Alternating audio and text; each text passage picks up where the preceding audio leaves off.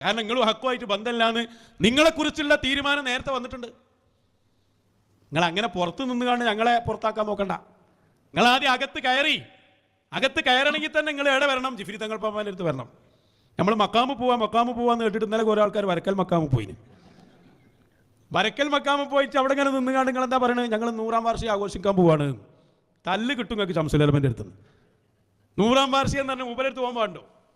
ഈ വ്യാജ സമസ്ത 89 ഉണ്ടാക്കിയാണ്ട് അവിടെ നിങ്ങൾ 100 പറഞ്ഞാൽ എന്തോ റഹ്മത്തോണ്ട് നീച്ചടിക്കാതെന്നാ.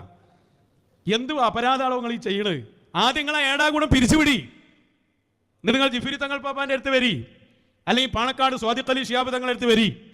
എന്നിട്ട് നിങ്ങളൊന്ന് നന്നായി ആദ്യം എന്നിട്ട് പോയി ഒന്ന് കുളിച്ചു വരി. എന്നിട്ട് വരക്കൽ പോയി അതൊക്കെ കഴിഞ്ഞ് മശായിഖിൻ്റെ അടുത്തെത്തി കാല് പിടിക്കി, കാലെന്നെ ഉത്തരം.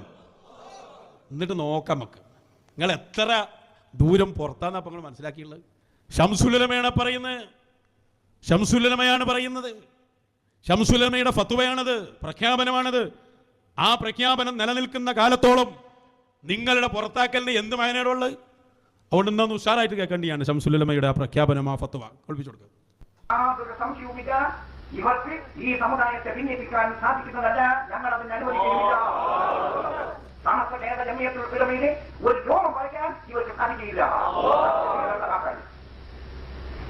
അതിന് യാതൊന്നും സംഭവിച്ചിട്ടുമില്ല.